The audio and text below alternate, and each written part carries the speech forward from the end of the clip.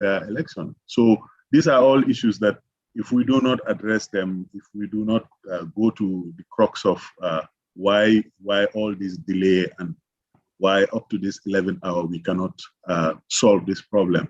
How many voters are in the Gambia? The total electorate is not even up to 1 million. So these are not insurmountable problems. My honest opinion is that if the IEC and the executive are ready and willing, because we have got a lot of international support to make sure that reforms, especially the public sector reform, public policy reforms, had happened, I think we would have been in a different position. So, I mean, for now, I think I will just stop there. Okay, thank you, Mr. Tal. Not to preempt this question that was going to come in, but due to your deliberation, you have touched on this. And as the legislature and your party forming a sizable number in the legislature, as the other arm of government that is to hold the accountability process, how much commitment your party, not only to talk about what you wish, but to use your numbers in parliament and to ensure that this right is protected. And we will subsequently will get into the what does it mean if the rights of a sizable majority of Gambians are not protected in the democratic process. We get to that. But the practicality of that, and I have my sources to follow up another question for you. Thank you. Yes, Mr. Tal, thanks ever so much for your response to that question. And I was just going to follow up because you mentioned that at this 11th hour, that is timing. And I would like to draw your attention to the fact that work has been done from last year by the MSDG to ensure that the laws that we have with regards to this new election bill allow for diaspora voting. They have done work with regards to getting the data of where the diaspora population reside. And all of this has been facilitated and provided to the IEC. Now, my question is, and the leader of the GMC also alluded to it by saying that not just one party can do it. And you also mentioned that we can look to the international organizations as well. My question is, as this is a Gambian problem, why can't we look at Gambian solutions for this? And the Gambian solutions would start with the political parties. Within Gambians, in the diaspora and in country, we have got enough people. The expertise is there. The knowledge is there. The will is there.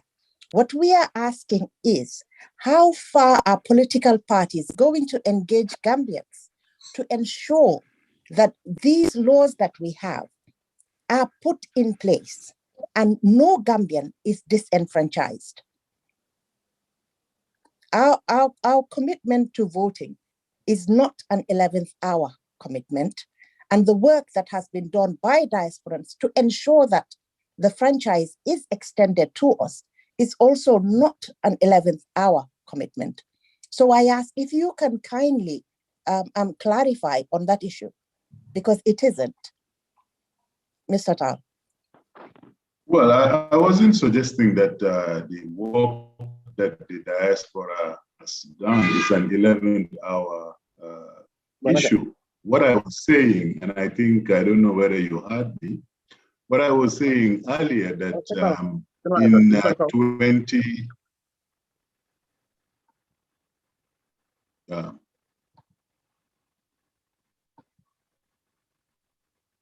hello, can you hear me? Yeah, we can hear you. Yes, we can hear you. I was saying at the beginning of this conversation that in 2019, I believe, and I see Professor Fall is online, there was a panel discussion on the modalities of diaspora voting. So this effort has been going on, and diaspora engagement has been there from day one. What we are not talking about are the actual modalities. What are the options now at this 11th hour, given the time constraint? How do we recruit, for example, technology to assist in this process? Because there is no legal hurdle, there is no legal impediment for diaspora registration and voting. Mr. Tal, the president of the bar, has explained that rules have to be made to give effect to all the clear legal positions. What I believe needs to happen amongst every stakeholder in this process is a commitment to look at the options there. For me, the option that is more credible now is using technology to register the diaspora wherever they are. The excellent work that the MSGD has done should be translated into the voter register. This is the point I have been trying to make. I mean, I don't understand your question, madam, that Gambian solutions, of course, is going to be a Gambian solution. It's just that Gambians nowadays decide or choose to come under different banners. And you have, I don't know, 18 political parties at the moment, and hardly ever do we sit around Gambian issues. My position, the position of the United Democratic Party, is that we have to look at this whole project as one project forming part of the transition away from a one-man rule or dictatorship.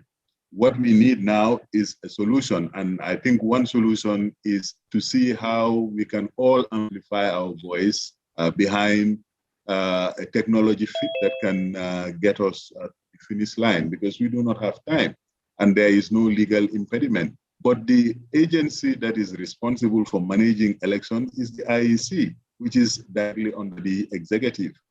Parliament, as the lawmaking body, is designed in such a way that it sits in sessions, and between its sessions, it doesn't seem to be able to draft its own laws. I think Mr. Suare was suggesting that UDP has a large number there. I mean, this question has been raised several times, but the institution itself is what needs reformation. And it is the members of that institution who should lead that reformation so that it can work effectively, regardless of which party has majority or do not have majority, because it is important that the lawmaking process in the Gambia is revisited in the preparation for this election in December.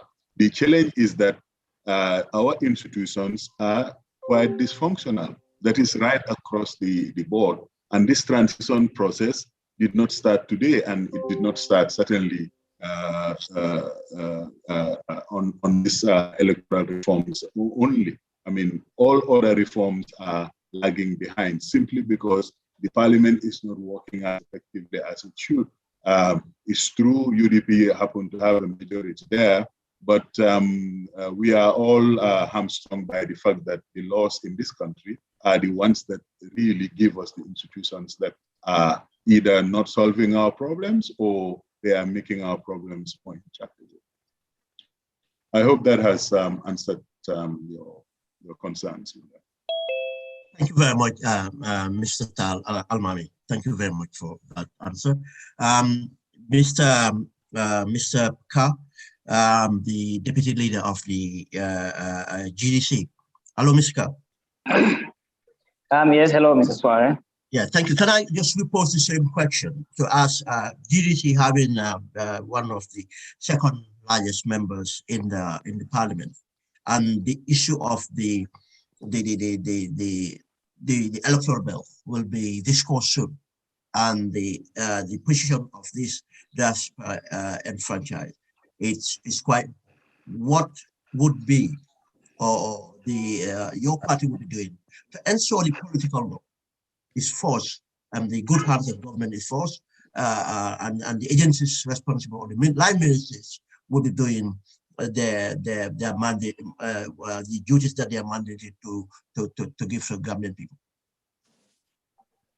Yeah, thank you very much, Mr. Suarez. I think now, as a now, the GDC is currently having 2 parliamentarians in the House. We had 5, and then 1 passed away, and then that election was lost by the GDC afterwards, the election. And as of last week, we expelled 2 from our party as well.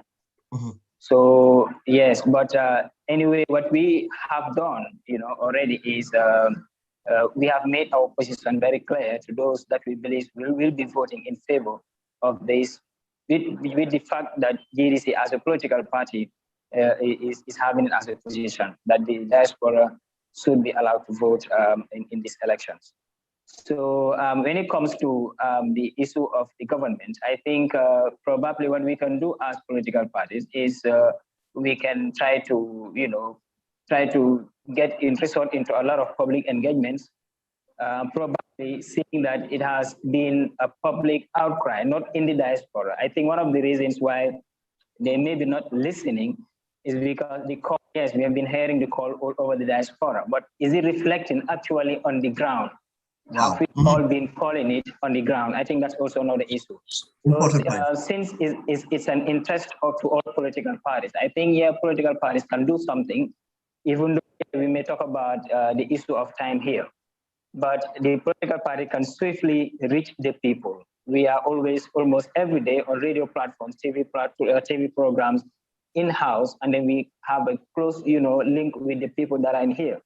It is high time that we, start to educate the people in the country how important it is for diaspora voting, how important, and also what would be the repercussion of negating diaspora voting, because we have our parents in here that have their children outside, and obviously we want to see that their children have their right and have exercised their rights. So maybe one of the things that we can be doing as political parties is, to see, we make this subject a whole subject being discussed everywhere to educate people, so that massively everybody will put pressure on government to understand that this is a need and a promise that was made. We all know how immensely diaspora contributed in what we're enjoying today, this democracy we're talking about. It is very unfortunate that diaspora today are asking for this. We know how much they have contributed in bringing us to this present situation we have. We're talking about democracy, but they have contributed immensely. So we should not have been asking for this today. It's terribly bad. So I think as political parties, that's one of the things we can do. And also among ourselves, we can try as much as possible to reduce the lot of levels of bureaucracy that happens in the running of this program, these documents and policies and so on.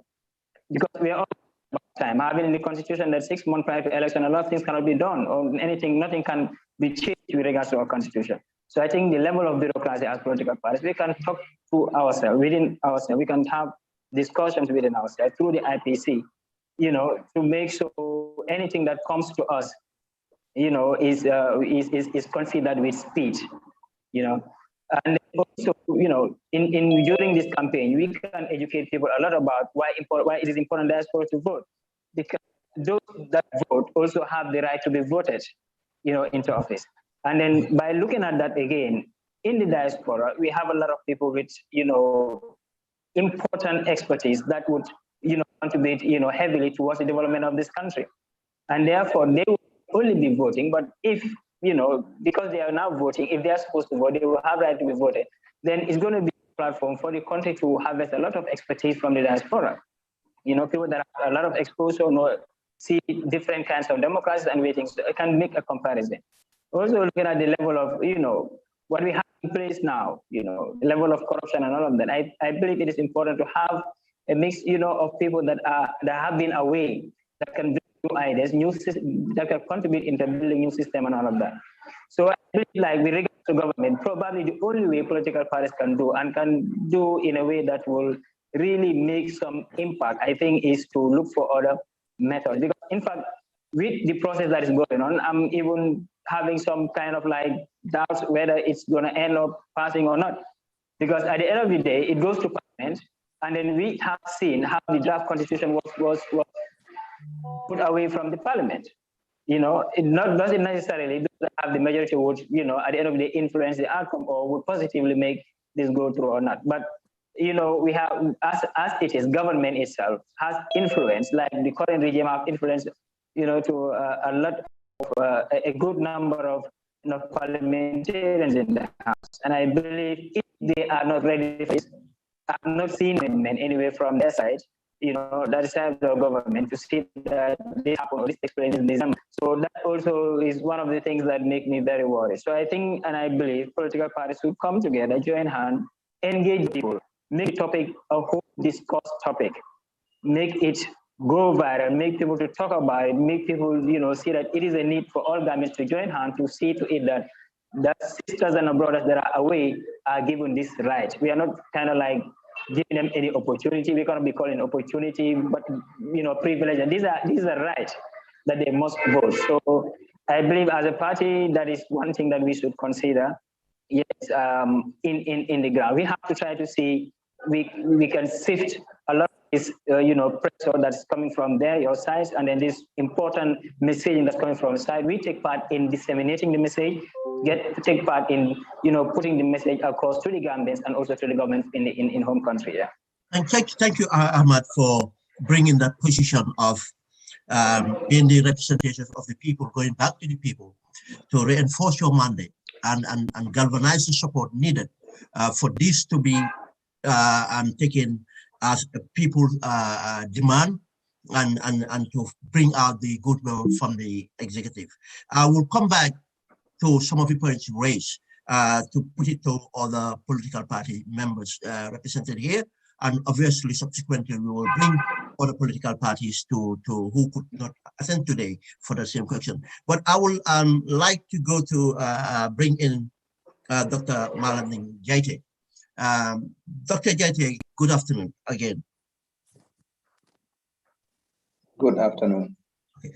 Mr. Jaite, it's very important. I was going to ask the solutions or the positions you think that civil society or Gambians at large, responsible roles that they can play in order to make sure the political will that has been identified in different forums, but been mentioned here by the some of the members of parliament, members of political party. What are we to do? And again, has been put eloquently by Mr. Carr, that the largest outcry is coming from the people, but the people on the ground need to own up to this as well and be responsible for it. But what do you think we have to do better? Well, as always, if you ask me, those on the ground have a lot of other things on their mind. I mean, this is directly affecting the diaspora, so I can imagine and I understand why they are the most vocal. What's important is for that to continue to the people who are actually responsible for implementing what needs to be implemented. And of course, the IEC is one of those. Of course, the parliamentarians, I mean, that is the National Assembly also, as well as the executive. You know, these are all the groups that need to be engaged directly or indirectly by the diaspora, since the diaspora, even though they are away, have very important weapons, I mean, or tools, you know, I mean, the financial aspect of things. So, and I sincerely believe that if there is this direct engagement and pressure, of course, this election may be a lost one because of very short time, I mean, that is involved. I'm not really a lawyer, so I don't know how long a time frame should all these inclusions be before it can be made valid, i.e., when should we stop registering people? So if there isn't much, you know, it means that we would have very little time to engage everyone out in the diaspora. But if that happens, my suggestion is, you know, we put where our money is, you know, i.e., we do influence votes as diaspora. So we influence the outcome. I think the next time around, we will be taken seriously. Thank you. Thank you very much, Doctor. So for us to use our influence to determine the outcome, and I think that's a great idea that might even energize the opposition and other political parties actually to say to put more efforts in to make sure they get our votes. Let me come back to the political parties for this follow-up question derived from the solutions or answers Mr. Ka from GDC have given. And I'll start with Mr. Almami Tal. Mr. Tal.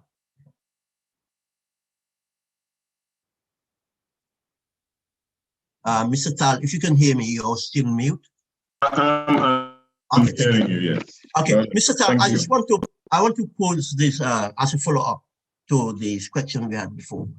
A solution to make the issue to the grassroots, to the people, entire people of the Gambia, considering the factors been advanced earlier and been advanced by Mr. that the contribution of the diaspora, not only in our remittance, but in our socio-economic contributions, in the quality of expertise and influences and representations we can have, and to the protections of our rights. The issue of the parties here, and we're going to ask the other parties who are not present to come together through their inter-party, to make it part of their manifesto, to make it part of their programs, to make it part of their mobilization, that this is something that we dare hold. And we are going to stand with the people to make sure no Gambian is marginalized, especially a sizable number of projected over 200,000. Can you take those commitments here and express your position on that, please? Well, absolutely, and already we have made those commitments before, and maybe to just do some little bit of politicking here, all in good fun. We happen to believe that the diaspora vote, we have a very good support base there.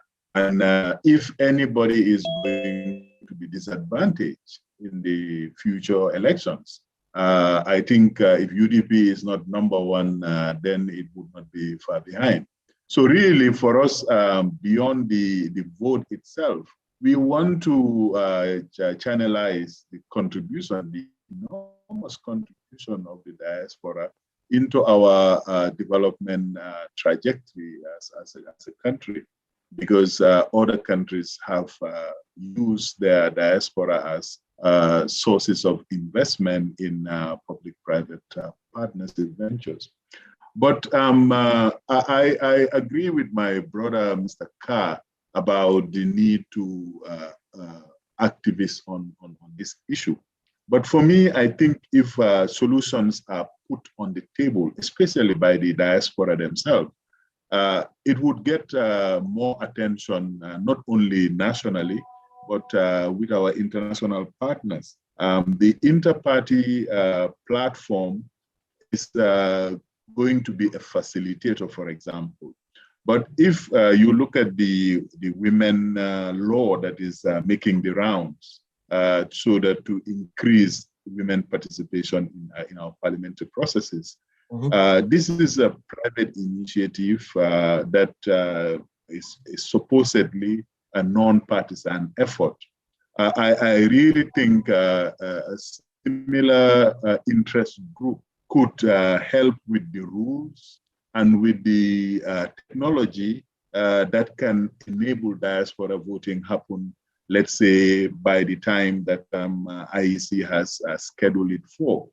So really, I think the cost involved in registering the diaspora can be significantly truncated by introducing technology into it. But the reticence amongst even the political class, the Gambia, within the executive, is something that I think we need to also talk about, because mobilizing in this day and age, if you have technology at your back, you can do it relatively quickly. Like I was saying at the beginning of this conversation, we are talking about a very important thing, and we are all spread all over the world, and we are able to understand each other. We have a problem.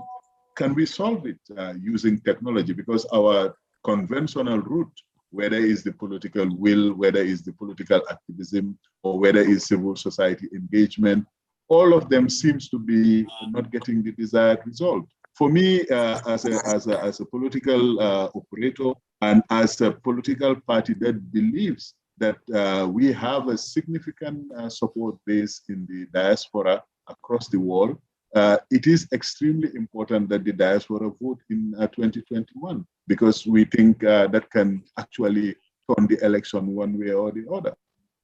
So the commitment you are asking for is already there. We are just looking to galvanize around a solution that can make this a reality. And I see most of the conversation doesn't make reference to the possibilities that technology can bring. It can be a real game changer in a situation like this, because to register somebody for an election process is not very different from when you are applying for a US visa or UK visa or Turkish visa. You give your biodata, you give your passport details, and you get an appointed date, and you go and you are either issued a visa or you don't lose a visa. So I'm just saying that in addition to this engagement, this consultation, let us start itemizing the possible solutions that we can bring as fait accompli to the executive, to the IEC, and to the other to all the political parties, and say, look, as diaspora, we think that these are all pathways for us to be able to vote in 2021. Thank you very much, Mr. Almamital. Just for the viewers that are, or audience that are listening in now, this is the dialogue organized by the Diaspora Consultation Team. And that team include MSDG Project, Duga, Right to Know, and the Gambia House. And this program is broadcast on Gainako Radio, Mamos TV, Diaspora Radio, Fat Radio, Smallcast, Block TV, and other social media platforms. And for the solutions that Mr. Almamital have raised, we're trying to get hold of one of our colleagues to come and address some of those issues. In absence of that, my sister Elizabeth would step in to speak about those things. But for there are people contributing their questions in the forum, and I would just read some of these questions and put for Mr. We have to Mr. Tals here, Mr. Salu, to have to respond to it. But these questions, most of them are operational. And in due course, we have programs coming out of every Saturday to address the issues about the diaspora. And those questions would really be in context with those platforms done today. Mr. Saluta. Yes, Ben. So, just to respond to some operational questions here, I'll load all two questions together, and you can give your opinion and as another hat you wear as a civil society activist. Questions from Hunafal. My question is, how do we move forward and register all Gambians, and how do we ensure that all voters are counted? I am, in my humble opinion, we need to act now. And the second one, again, is from Kuna Fal. How can Gambians all over the world be educated about the candidates to make informed voter decisions? And we have all the people sending their questions. As I said, we don't have much to go or time to go, but we'll address those questions. And the colleague we're expecting to come in might answer some of these, part of the solutions. Mr. Saab. Yeah, I mean, I don't. I'm not an expert on the operational aspects of of this, but I'll do my best. Okay. I think, like for example, we have a coalition on civil society coalition on elections, and the Bar Association is part of it. And I think we also encourage that the diaspora and civil society group also be part of it. I think I think we should move away from the dichotomy of diaspora and those, sort of home base. I think we should look at it as a holistic issue, that every Gambian should be registered to vote. And then, of course, as a group, we should lobby and ensure that diaspora registration, because before you vote, you need to register. So we need to have some kind of conclusive, some finality on how to register the diaspora, because I think locally that's not an issue. It's very straightforward. But now, how do you register the diasporans?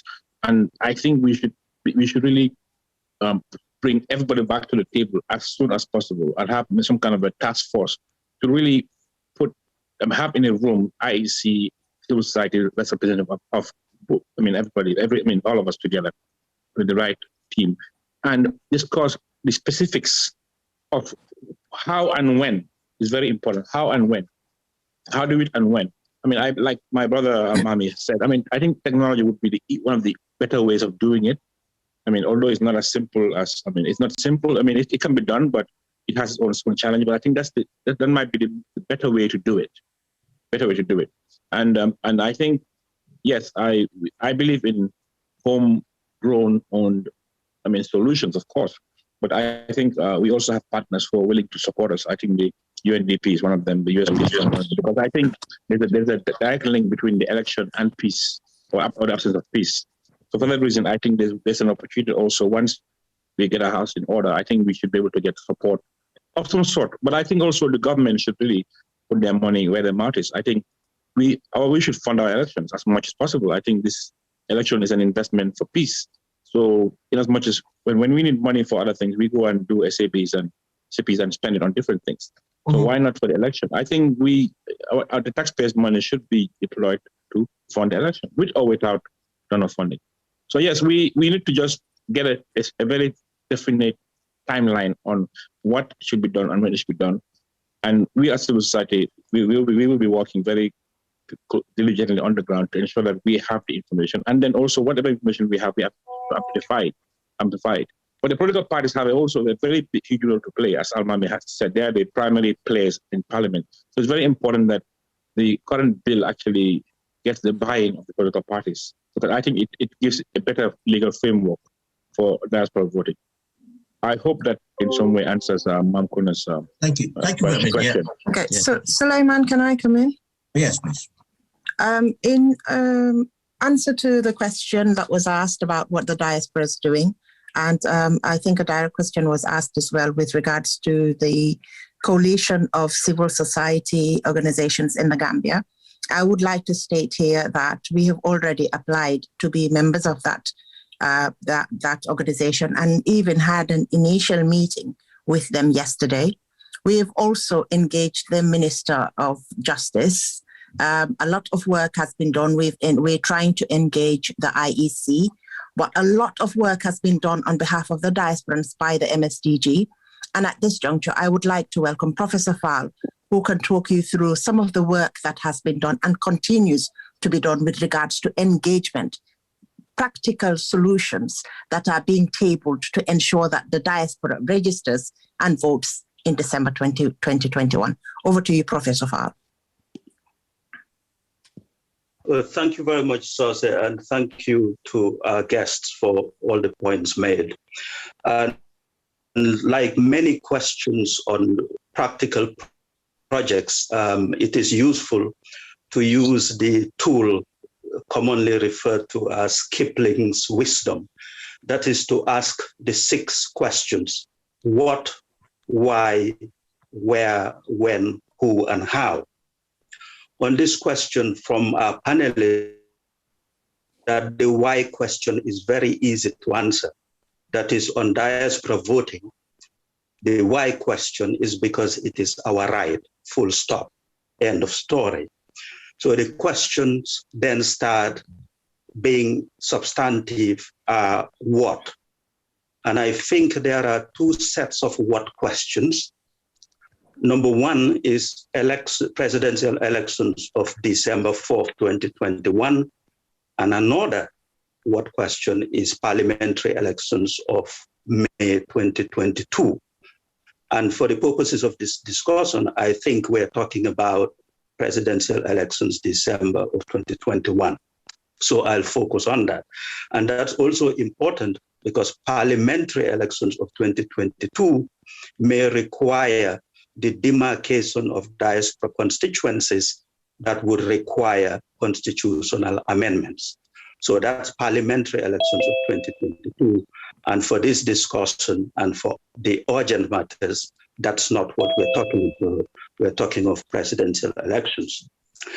The IEC last month made it absolutely clear to the National Assembly that the current voter registration of all Gambians, that is both in Gambia and in the diaspora, for presidential elections of December 2021 is taking place right now under the existing 2009 Elections Act, Chapter 3.01. So that is very clear. Right now, voter registration is happening under the existing law, not, of course, the election bill, which is being debated.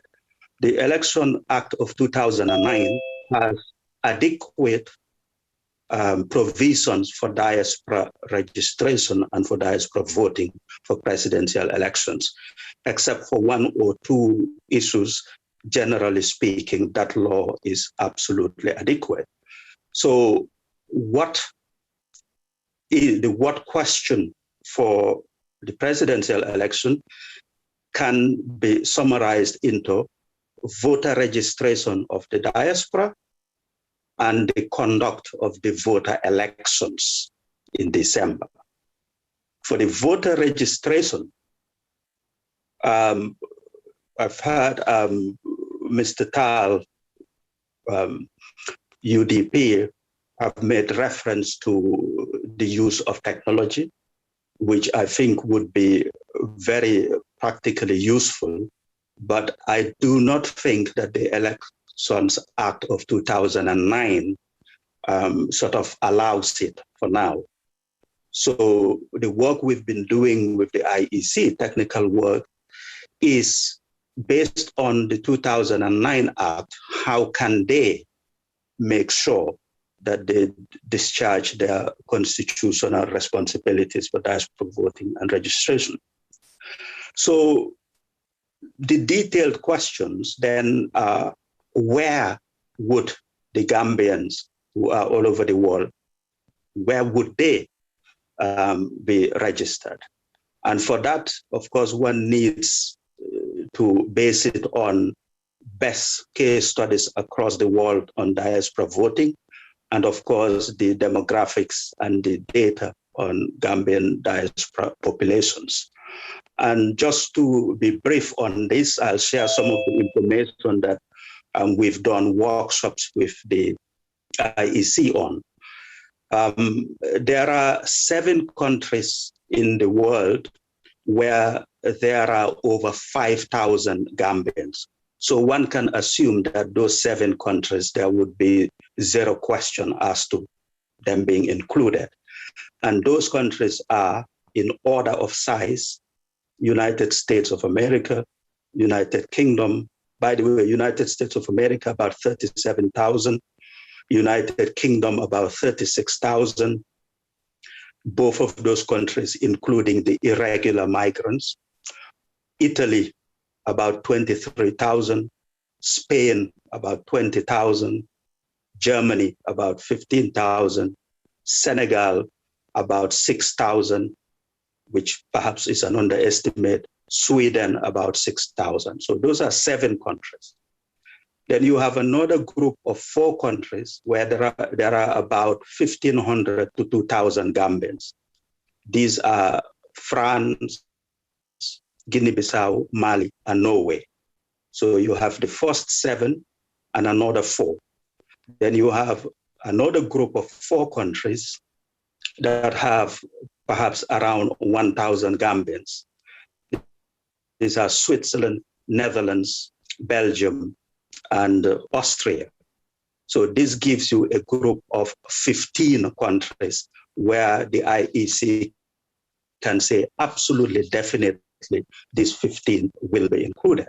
Then there are other opportunities to include other countries where the Gambian diaspora population may not be high, but there are practical opportunities to include them. And these are the countries where we have embassies or delegations, missions, even though the population is relatively small. And these include Morocco, China, India, Saudi Arabia, Qatar and UAE, one of those countries we do have representation, and Ethiopia, indeed, where we have several Gambians, mainly expatriates. So IEC have an option to go for either 25 core countries or, 15 core countries or 25 countries. So the question of where is partly answered based on data. Within those countries, you also have to make the decision of which cities and towns. I won't bore you with the detail, but we've shared that information as well with the IEC, because with each of these countries, data exists as to where are the principal cities and towns where the Gambians live. So the question of who is it that you will register? Of course, you're going by the Elections Act, and that is a Gambian 18 years of age. The only thing to emphasize for the diaspora is that for Gambians in the diaspora, this is irrespective of whether they have legal status in that country or not. So the evidence the IEC, in our view, should be looking for is evidence that they are a Gambian citizen. And most likely that would be in the form of a passport, ID card, or birth certificate. And if it's a passport, we would say that it would be irrelevant whether the passport is expired or not, because it's about confirming Gambian citizenship rather than legal status. So in sum, that is the who question.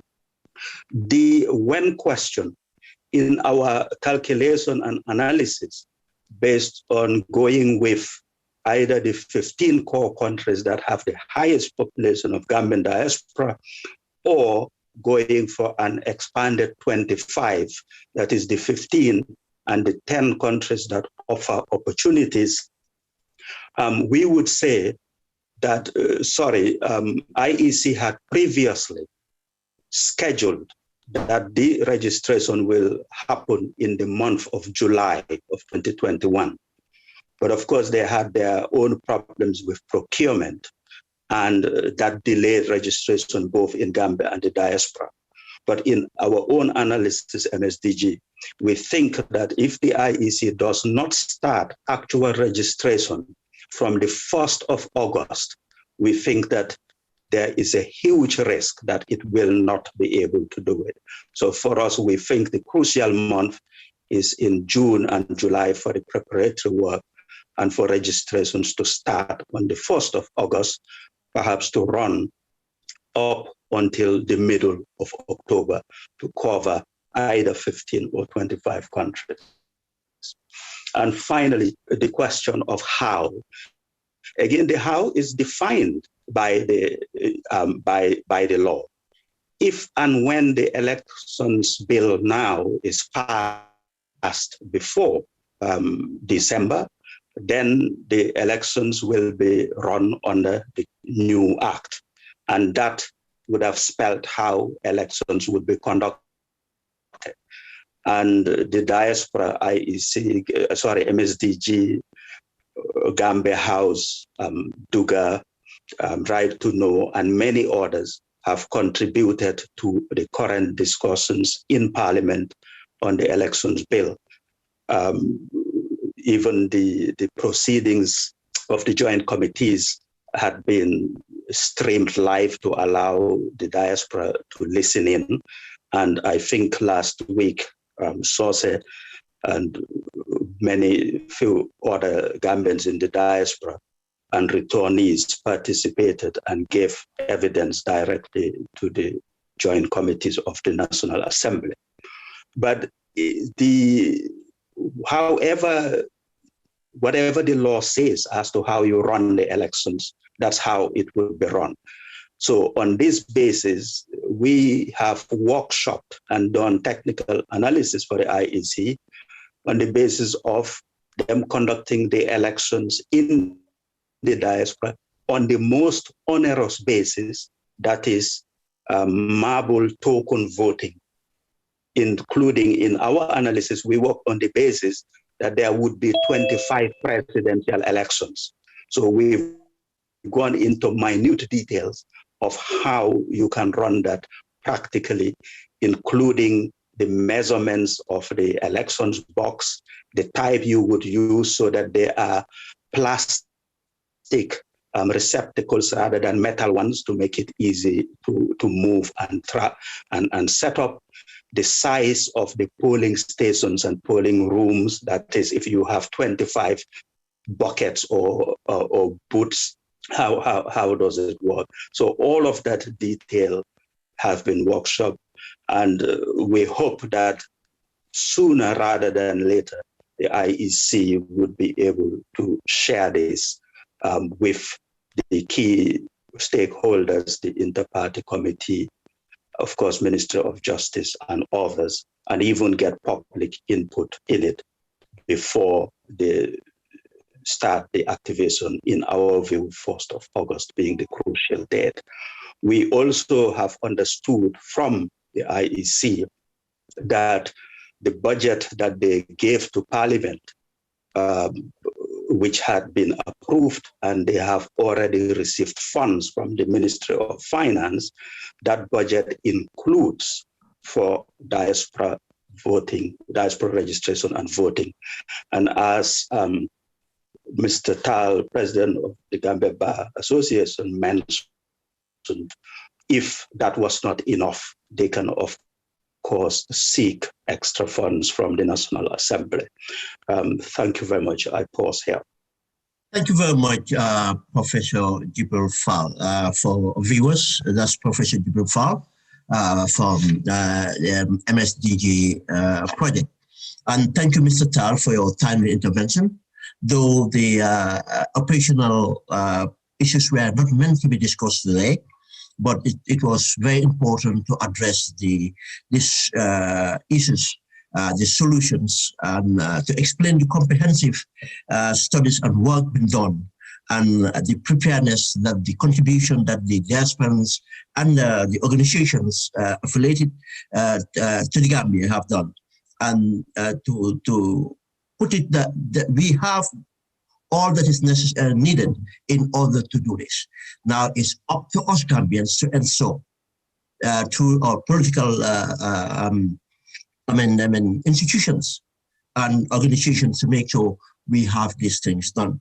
And thank you very much. And I subsequently, some of this programming, some questions have been following up, and most of the questions will be answered in due course, because every Saturday the Diaspora consultation team will be coming up with topics to discuss about the diaspora voting and elections of the Gambia for the matter. We have almost less than half an hour to go. I would pose the last question, and probably follow-up will happen. But to remind the viewers that have just joined us, the program is hosted by me, and it's organized by the Diaspora Consultation Team, and it comprises of MSDG Project, Duga, Right to Know, Gambia House, Norway. And we have Gengai Nako Mamos, Diaspora, Fatu Radio, Smallcast with Block TV, and other social media platforms. And my last questions, which will go to Mr. Carr, from Deputy Leader of the GDC, is what would be the outcome? What does he think, or his party think, about the outcome that the Gambia diaspora which is comprises the estimate of 200,000 or more, are not enfranchised, not and deny their rights. And to put this, I have to borrow from a friend that has said it better before. Just imagine, and I think that friend might be professional. Just imagine to say a constituency in the Gambia or a division in the Gambia was denied voting, to say that North Bank would not vote, or you would not vote for any other constituencies. What can be the result advance? Mr. Ba.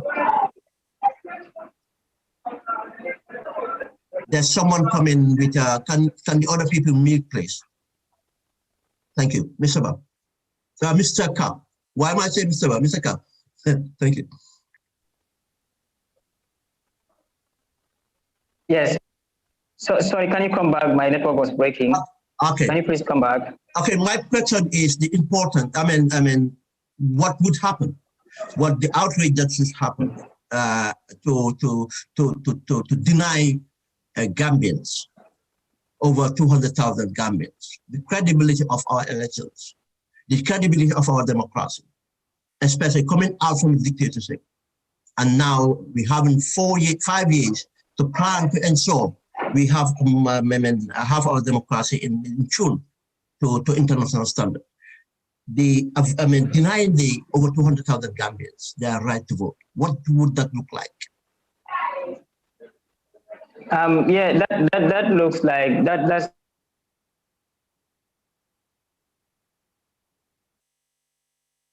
Mr. Ka is having very, very serious. It's not many of the promises that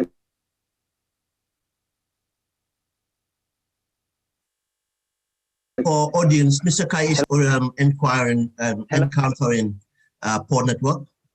You can try again, Mr. Ka. Hello. Yes, hello. Are you getting me? Hello, Mr. Suarez. Yeah. Go ahead. We can hear you. Okay. Hello. Really serious. Mm-hmm.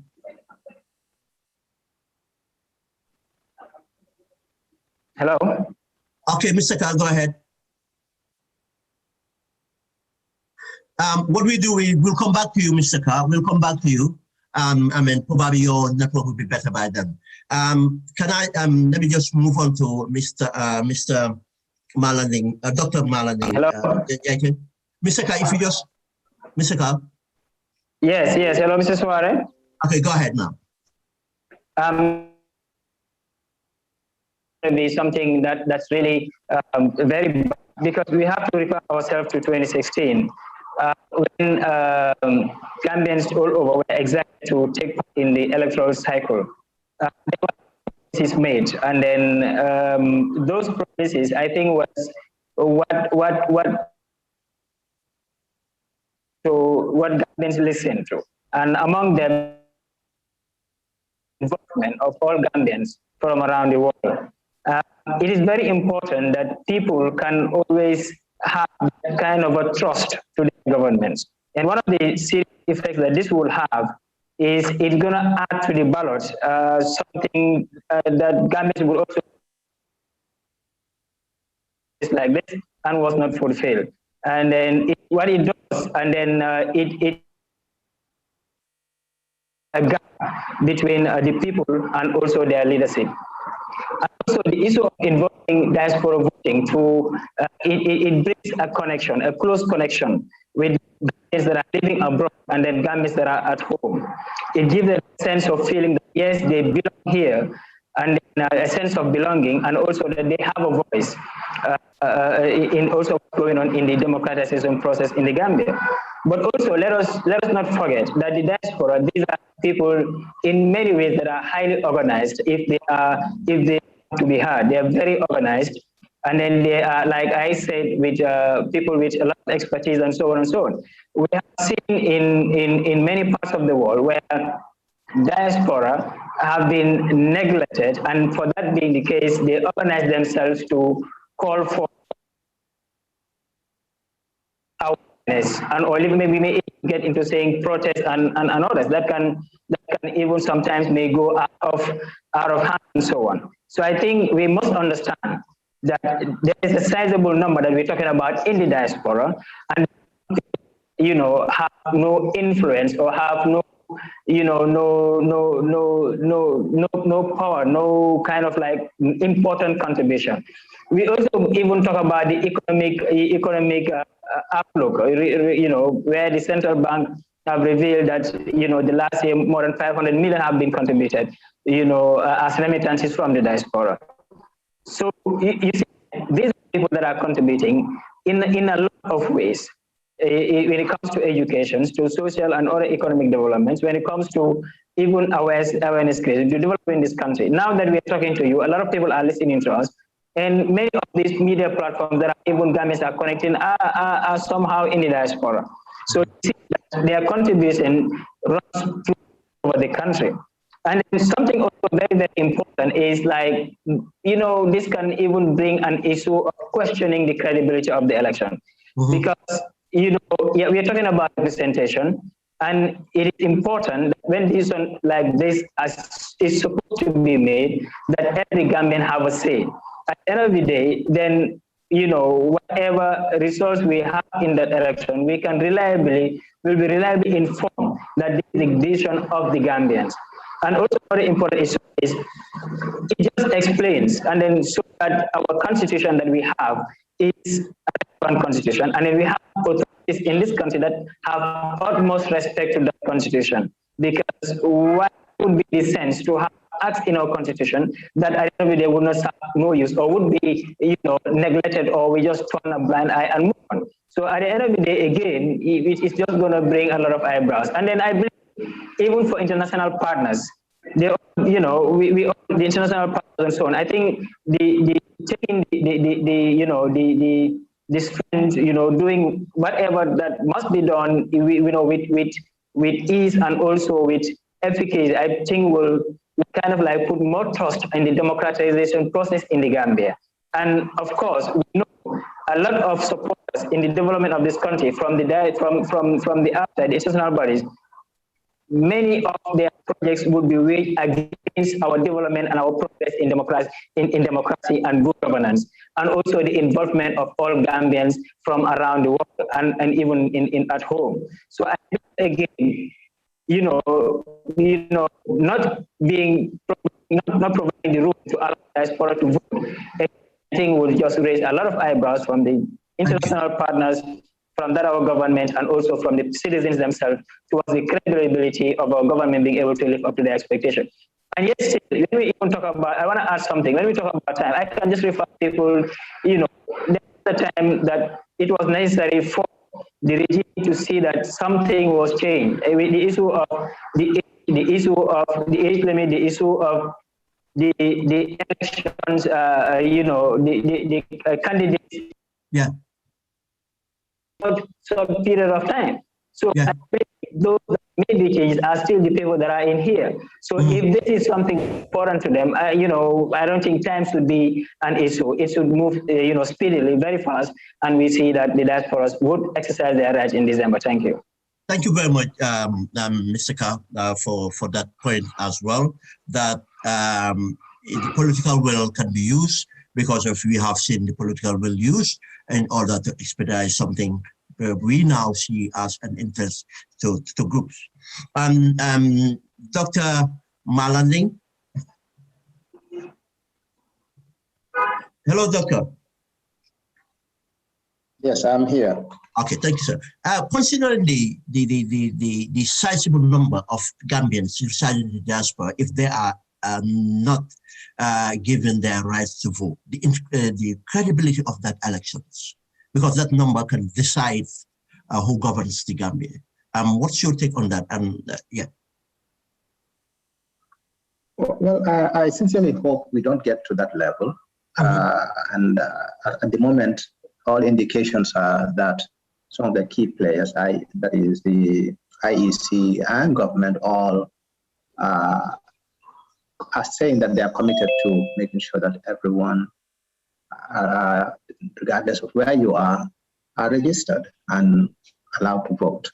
So I don't think I should just come out and say, well, if they do not. So let's hope and pray that those commitments are real, and the efforts in making sure that everyone who is eligible and who can, will be able to register and, of course, allowed to participate in the voting, especially for the presidential election.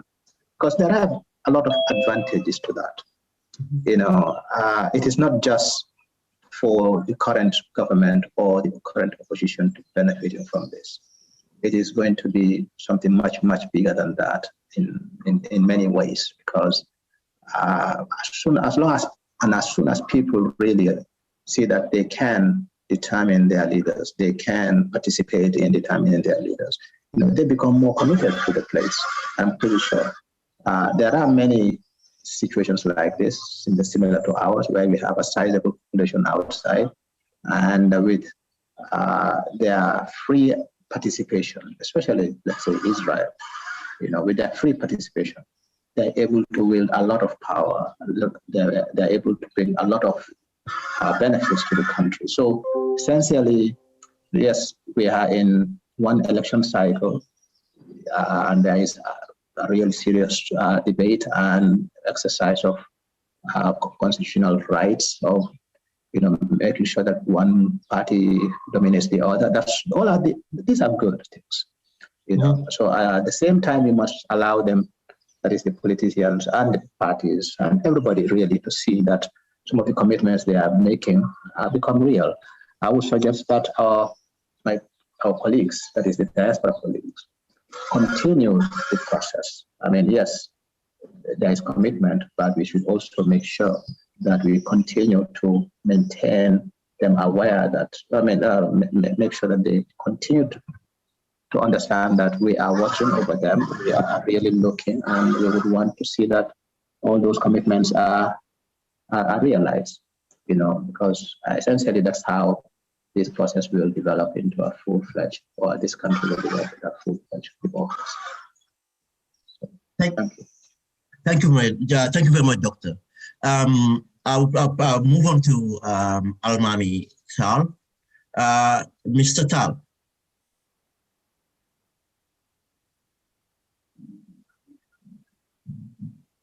Mr. Almami Tal? Yes, I can hear you.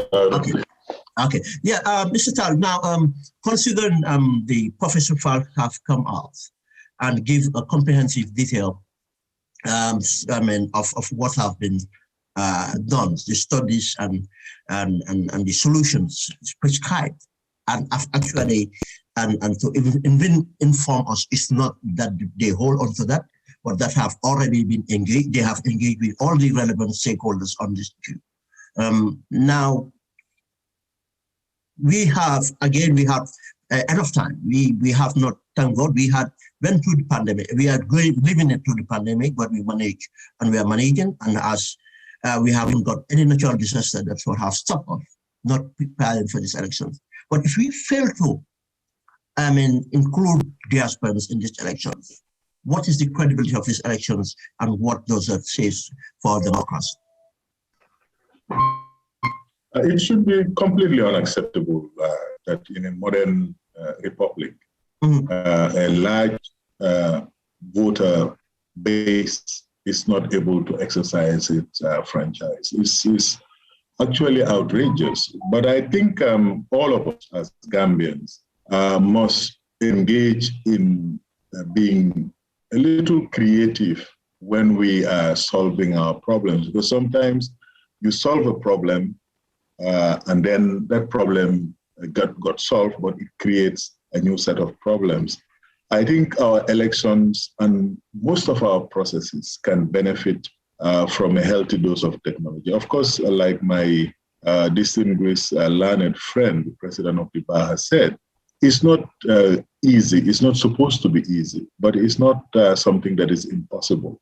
And I think also our technical advisors must sometimes encourage us to embrace new approaches, because quite frankly, I don't understand if nearly 20% of your voters are disenfranchised just because of logistical issues. I really don't think that should be acceptable to any Gambian, regardless of your party coloring. I think we have to live in the 21st century because we are in the 21st century, and all the tools that are at our disposal and all our institutions that we have designed, if the laws are not good,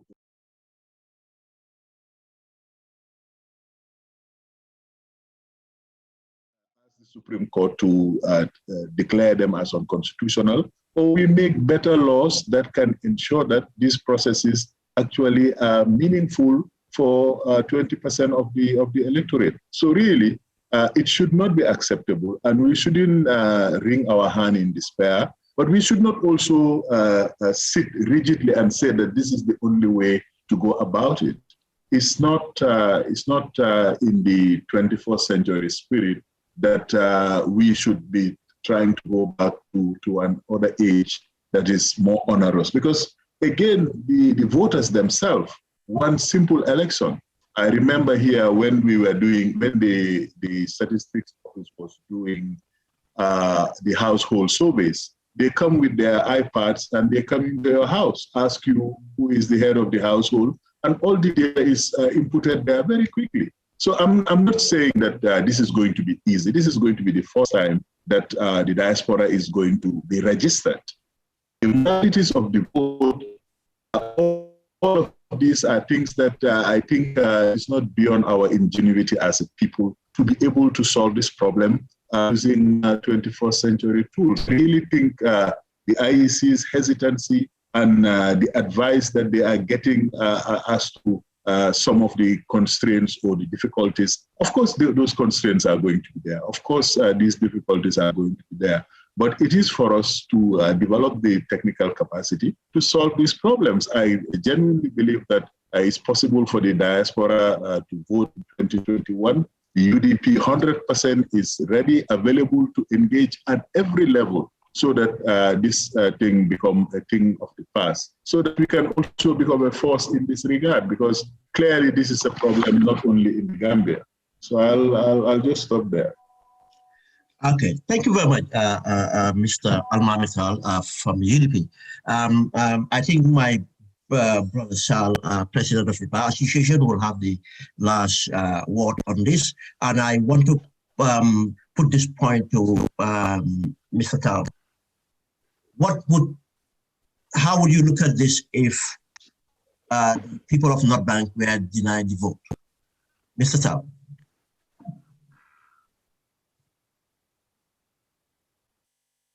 Sal, you are mute.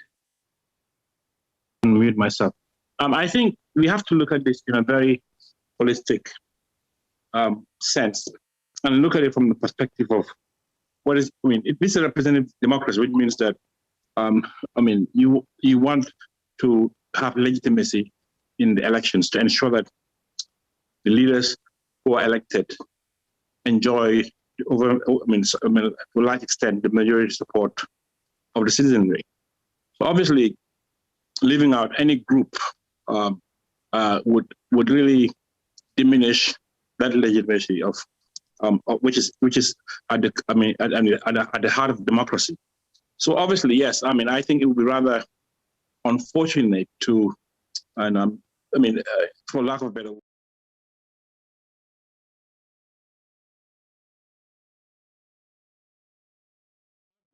a zero-sum game, in the sense that in the event that the diaspora doesn't vote, it doesn't mean that, our democracy has failed. I think it would be, a serious, it would really cast a lot of, it would be a serious indignation, it will not, it will really tarnish our democracy at this stage, given the fact that, not because the diaspora is contributing economically. I think your right to vote is not about your pockets.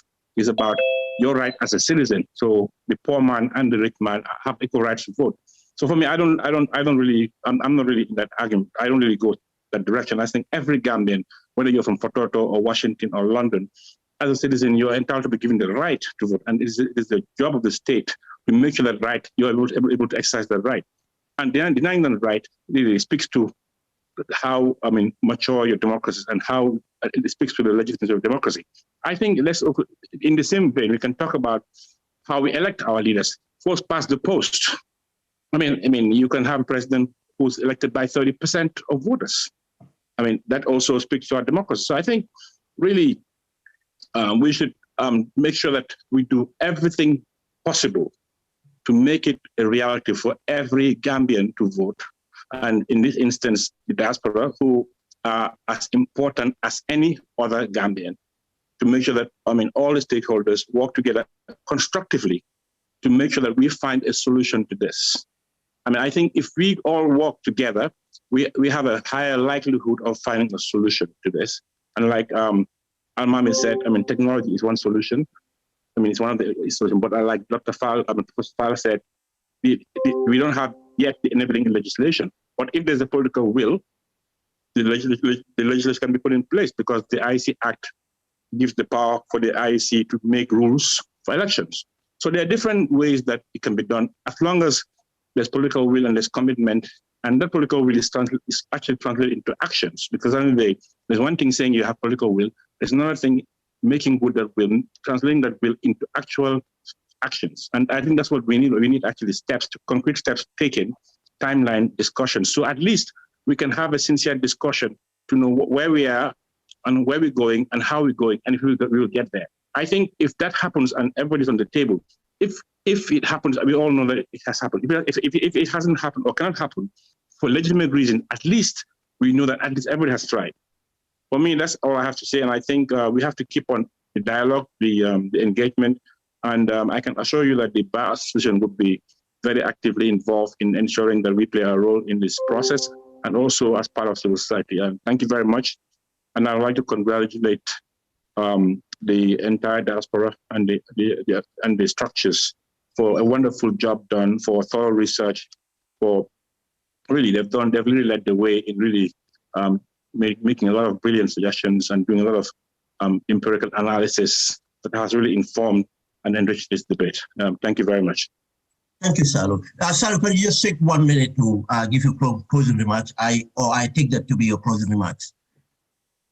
Yeah, I mean, yes, I would just say, I mean, really, I think for me, we all have a stake in the country, an equal stake, and really, I think the diaspora has really been very, very instrumental in really bringing about change in Gambia, because many of us lived in the Gambia at a point in time that we could not speak. And really, our voice was being amplified by the diaspora, and we got a lot of courage from hearing the diaspora speak for us. We could not even locally, local press was not even writing about issues. So we got the other side of the story, the news, and the courage from the intensive diaspora engagement, intensive diaspora advocacy. And I think in a large measure, the diaspora has contributed significantly to the freedom we enjoy today. And I mean, and that's not the reason why they should, the diaspora should vote. I think fundamentally, as I said before, because first and foremost, they're citizens, and their rights as citizens include the right to be able to choose their leaders.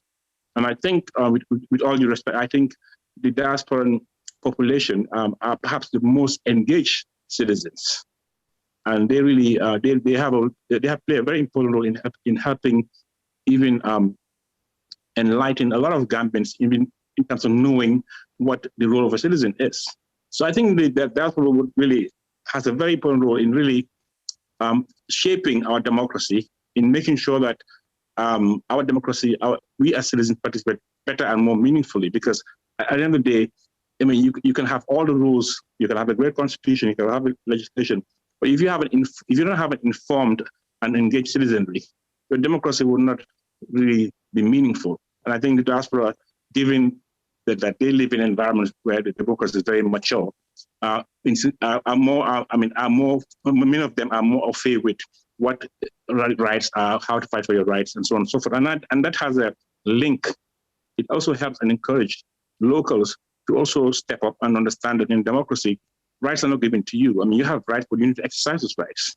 I think it really, I think as Gambians, we're all one, and we're one family, and we should, this dichotomy of diaspora and the rest, we should really move away from that and look at how we can all work together and ensure that we give life to our democracy. And the only way we can do that is by being engaged citizens. Thank you very much. Thank you very much, brother. Thank you. May I move on to Dr. Malamin?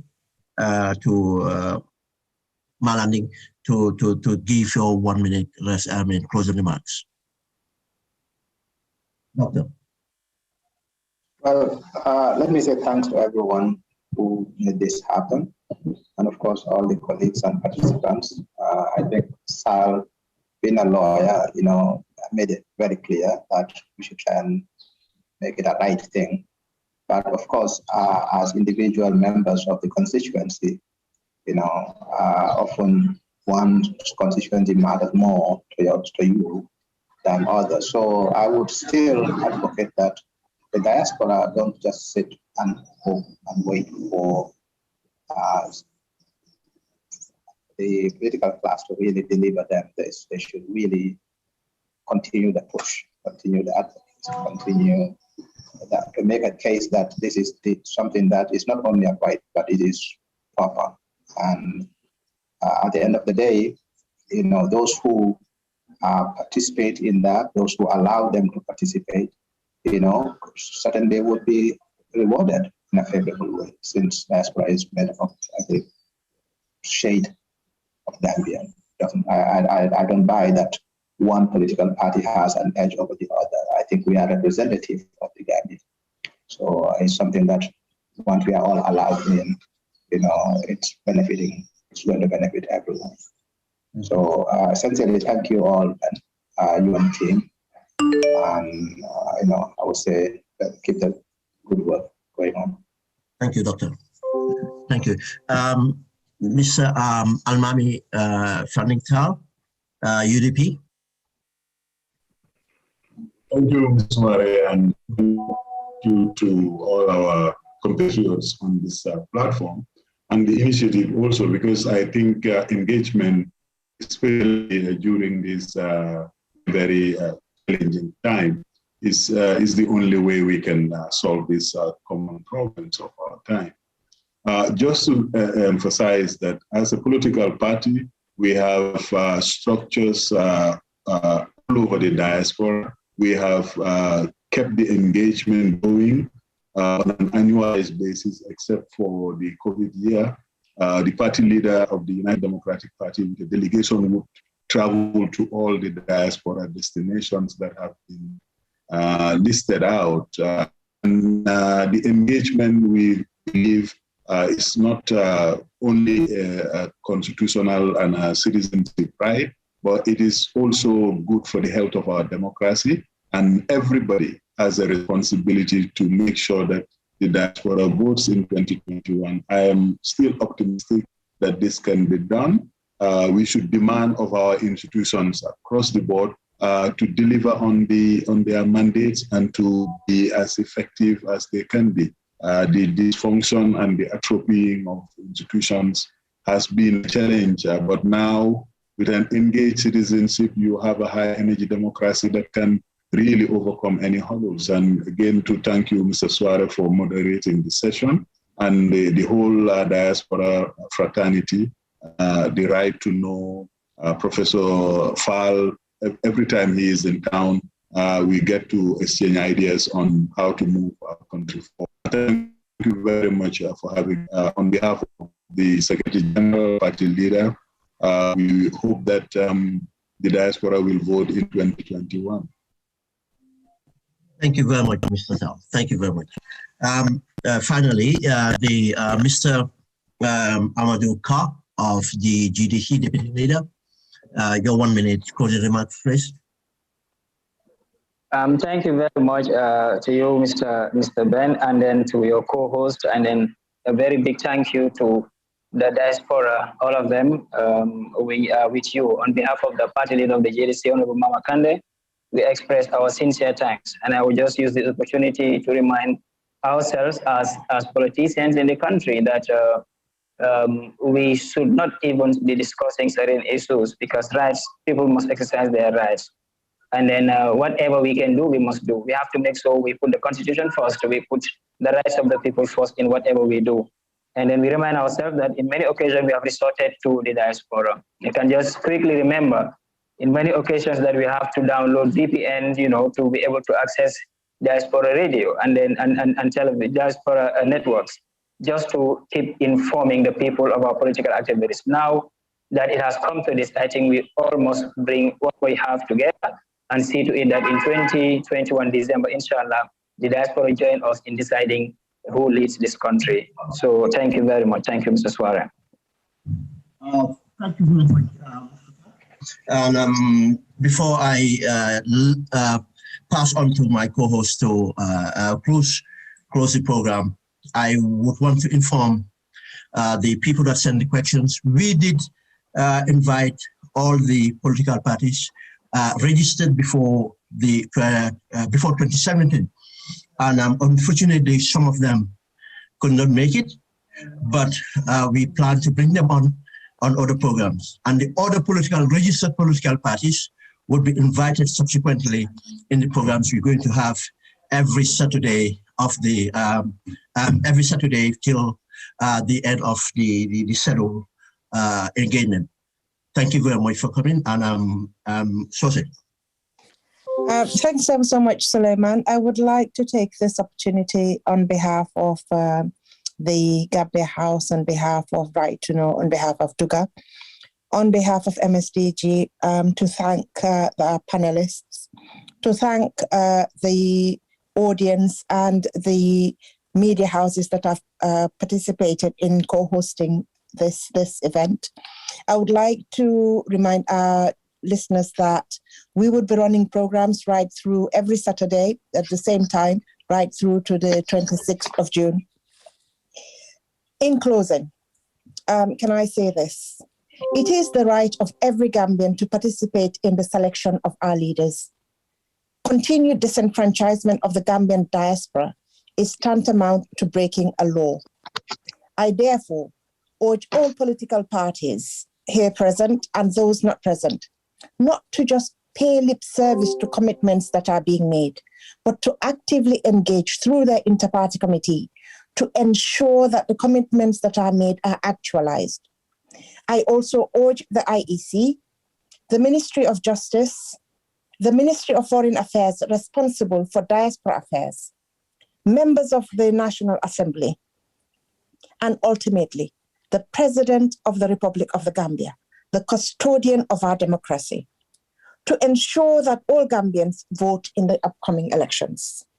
We will continue our advocacy to ensure that the change of leadership in 2016 was not just a mere replacement of personnel.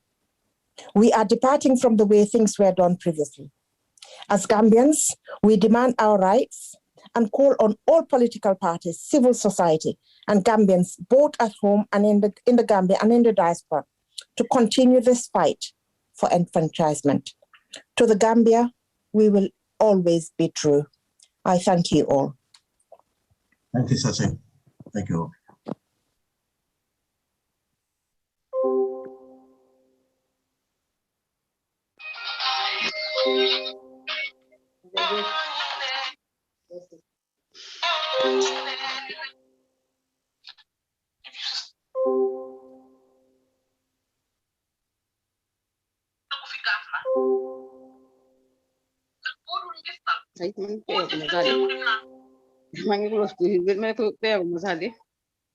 Well said, dear.